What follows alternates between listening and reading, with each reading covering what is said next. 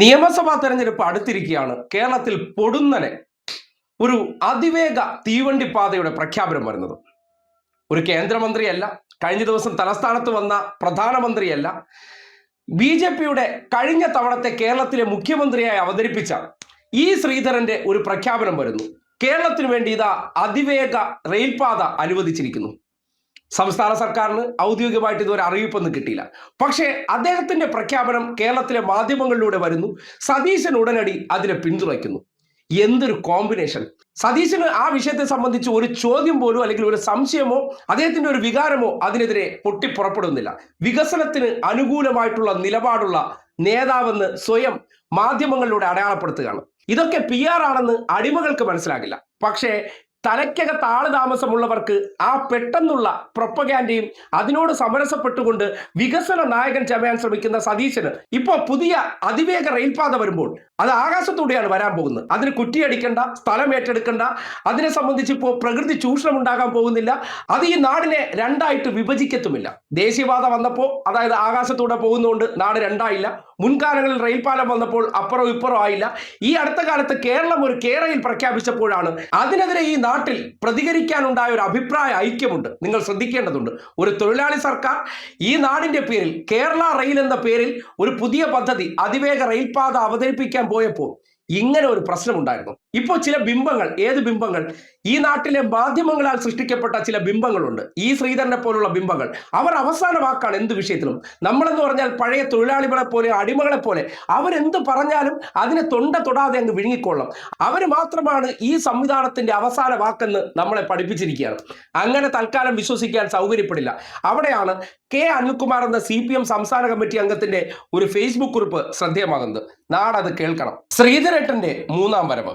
ഈ ക്യാപ്ഷനിലാണ് അദ്ദേഹം ശ്രീധരന്റെ ചിത്രം പങ്കുവെച്ചുകൊണ്ട് ഒരു ഫേസ്ബുക്ക് കുറിപ്പ് കുറിച്ചിരിക്കുന്നത്. ചോദ്യവും ഉത്തരവും എന്നുള്ള നിലയ്ക്കാണ് അത് കുറിച്ചിട്ടുള്ളത്. അത് ശ്രദ്ധയോടുകൂടി കേൾക്കണം. ചില സംഘടിതമായിട്ടുള്ള കേരളത്തിൽ പൊതുബോധ നിർമ്മിതിക്ക് വേണ്ടി കോൺഗ്രസ്സുകാരും സംഘപരിവാറുകാർക്കും ഒരേ മനസ്സുണ്ടാകുന്നത് എങ്ങനെയെന്ന് ആ പോസ്റ്റ് തെളിയിക്കുന്നുണ്ട്. ദേ ഇങ്ങനെയാണ്: കേരളത്തിൽ ഒരു അതിവേഗ തീവണ്ടിപ്പാത നടന്നാൽ ഏറ്റവും നല്ലത്.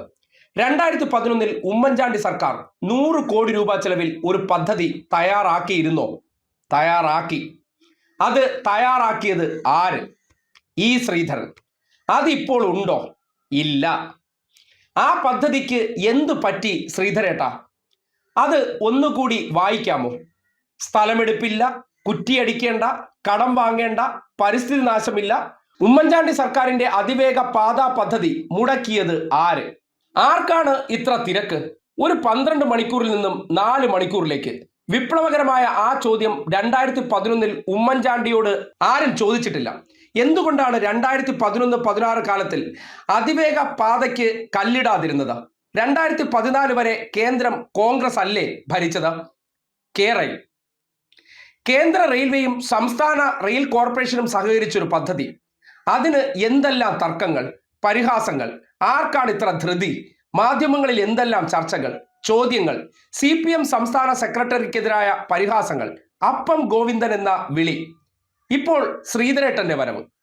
ആര് പറഞ്ഞു ഇത്തരമൊരു പദ്ധതി ഉണ്ടെന്ന്? അതിന് ഒരു മന്ത്രിയില്ലേ? അടുത്ത ബഡ്ജറ്റിൽ അത് വരുമോ? എത്ര കോടി? വിഴിഞ്ഞം പദ്ധതിക്ക് 4 അണ സഹായം നൽകാത്ത മോദി തിരുവനന്തപുരത്ത് വന്നിട്ടും പറയാത്ത ഒരു കാര്യം ശ്രീധരേട്ടൻ വെളിപ്പെടുത്തുന്നു. സതീശൻ പിന്തുണയ്ക്കുന്നു. നിലവിലുള്ള റെയിൽവേക്ക് പോലും യാതൊരു സഹായവും നൽകാത്ത ഇന്ത്യൻ റെയിൽവേ ശ്രീധരൻ വശം 1 ലക്ഷം കോടി കൊടുക്കുമോ? ചെങ്ങന്നൂരിൽ നിന്ന് പമ്പ വരെ ഒറ്റയടിക്ക് ലൈൻ വലിച്ചു കളഞ്ഞു നമ്മുടെ പഴയ മുഖ്യമന്ത്രി സ്ഥാനാർത്ഥി. 35 സെക്കൻഡിൽ 300 വീട് പണിത VD സതീശന് ശ്രീധരേട്ടനോട് ഒരു ചോദ്യവും ഇതിനെക്കുറിച്ച് ഇല്ലാതെ പോയി. എന്തൊരു ശാന്തത! പിണറായിയുടെ 10 കൊല്ലം. വീട് കയറാൻ പോയ ഞങ്ങൾ വീടുകളിൽ ചെന്നപ്പോൾ എതിരാളികളായ ചിലരുടെ ഭാവം കണ്ടു. അതിന് ചില ചോദ്യവും ഉത്തരവും പോലെയാണ് ഈ പോസ്റ്റിൽ കുറിച്ചിട്ടുള്ളത്. അത് നിങ്ങളൊന്ന് ശ്രദ്ധിക്കേണ്ടതാണ്. ദേശീയപാത വന്നത് അറിഞ്ഞില്ലേ? ഉടനടി മറുപടി: വന്നായിരുന്നോ? കണ്ടില്ല. മലയോര പാതയോ? അത് അറിയില്ല. തീരദേശ പാതയോ? അതെന്താ? GAIL pipeline? അത് ഭൂമിക്കടിയിലല്ലേ, ഞങ്ങൾ എന്ത് ചെയ്യണം? Kudankulam power highway? അത് മുകളിൽ കൂടിയല്ലേ, ഞങ്ങൾ എന്ത് ചെയ്യാൻ? നാട്ടിലെ സ്കൂൾ, ആശുപത്രി, സംസ്ഥാന ജില്ലാ പാതകൾ നന്നായില്ലേ മിക്കതും? ഉത്തരം: ഞാൻ വണ്ടി ഓടിക്കാറില്ല. യാത്ര പോകുമ്പോൾ കണ്ണടച്ചിരിക്കും. കൊച്ചി ജലമെട്രോ? അങ്ങനെ ഒന്നുണ്ടോ? വിഴിഞ്ഞം തുറമുഖം? അത് അദാനിയുടേതല്ലേ? 62 ലക്ഷം പെൻഷൻകാർ. കാശ് വന്നോ? കണ്ടില്ല. സ്ത്രീ സുരക്ഷ 30 ലക്ഷം പേർ. ഓ, അതത്ര വലിയ കാര്യമാണോ? അതിദാരിദ്ര്യമില്ലാത്ത കേരളം, അത് തട്ടിപ്പാണെന്ന് പത്രത്തിൽ കണ്ടു. 5 ലക്ഷം വീടുകൾ പണിത ലൈഫോ? അത് കിട്ടിയവർക്കല്ലേ. ചങ്കെടുത്ത് കാണിച്ചാൽ ചെമ്പരത്തിപ്പൂ. നാട്ടിൽ കണ്ണു തുറന്നു നോക്കിയാൽ കാണാവുന്ന മാറ്റം പ്രചരിപ്പിക്കാൻ സഖാക്കൾ പോരാ. കനകൂല് പറഞ്ഞാലേ ഞങ്ങൾ വിശ്വസിക്കൂ.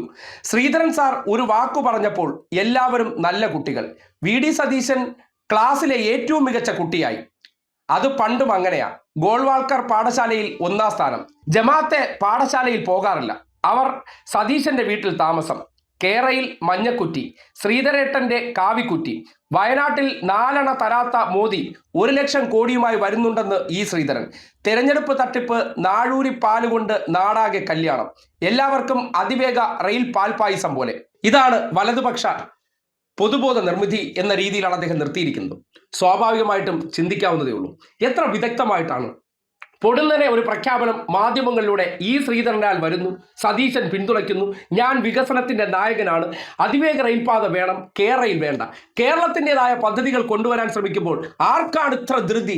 ഇതെല്ലാം പ്രകൃതിയെ തകർക്കാനുള്ളതാണ്. മലയോര ഹൈവേ ഞങ്ങൾ എതിർക്കും, ദേശീയപാതയെ എതിർക്കും. ഈ നാട്ടിൽ എന്തുകൊണ്ടുവന്നാലും എതിർക്കുന്ന വ്യക്തി ശ്രീധരനോട് പൊരുത്തപ്പെട്ട ആ മനോഭാവത്തിലുണ്ട്. കേരളത്തിൽ നിയമസഭാ തെരഞ്ഞെടുപ്പിൽ എങ്ങനെയാണ് സംഘപരിവാറും കോൺഗ്രസും ഒരുമിച്ച് ഈ നാടിന്റെ ഭരണം ക്കാൻ വേണ്ടി ബാറ്റ് ചെയ്യാൻ പോകുന്നു എന്നതിന്റെ കൃത്യമായിട്ടുള്ള തെളിവ്.